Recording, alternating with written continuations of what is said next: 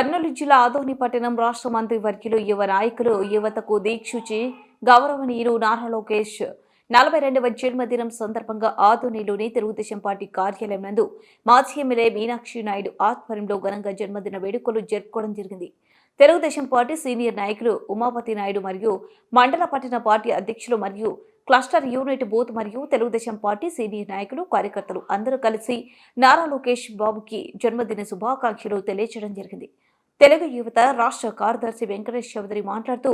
యువ నాయకుడు యువత దీక్షించి నారా లోకేష్ అన్నకి జన్మదిన శుభాకాంక్షలు తెలియజేయడం జరిగింది.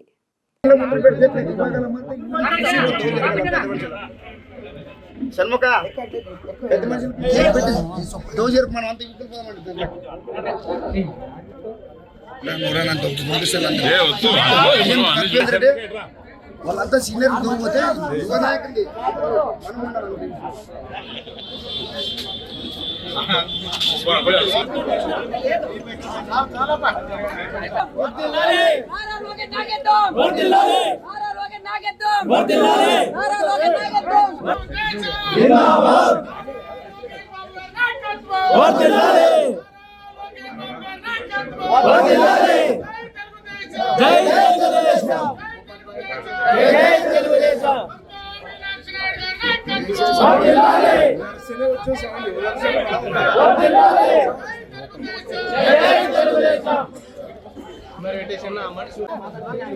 ఆదోని నియోజకవర్గంలో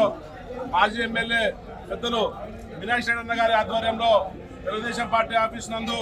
సీనియర్ నాయకులు ఉమాపతి నాయుడు అలాగే కార్యకర్తలు లీడర్లు అందరూ సమక్షంలో యువ నాయకుడు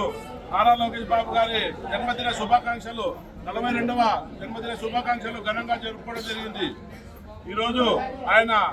విజయవంతం ఎలా అంటే మంగళగిరిలో ఫస్ట్ టైం నిలబడి ఓడిపోయి అక్కడే గెలుచాలనే సంకల్పంతో రాష్ట్ర వ్యాప్తంగా యువగలం పాదయాత్ర చేపట్టి యువతలోనైతేనేంటి ఉద్యోగాల్లో అయితేనేంటి కార్యకర్తలు రాష్ట్ర వ్యాప్తంగా ఎంతో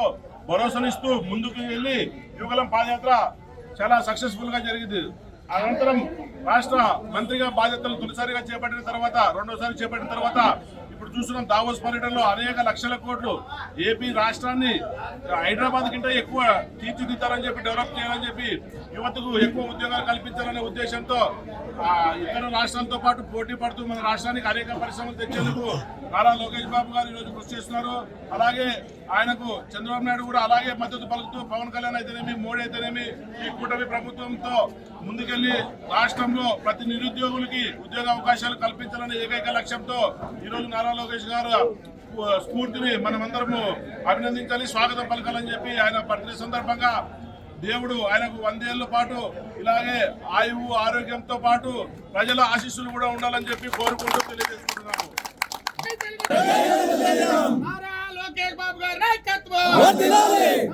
చంద్రబాబు నాయుడు గారి నాయకత్వం, మీనాక్షి నాయుడు గారి నాయకత్వం, తెలుగు దేశం జిందాబాద్, తెలుగు దేశం జిందాబాద్, జై తెలుగు దేశం.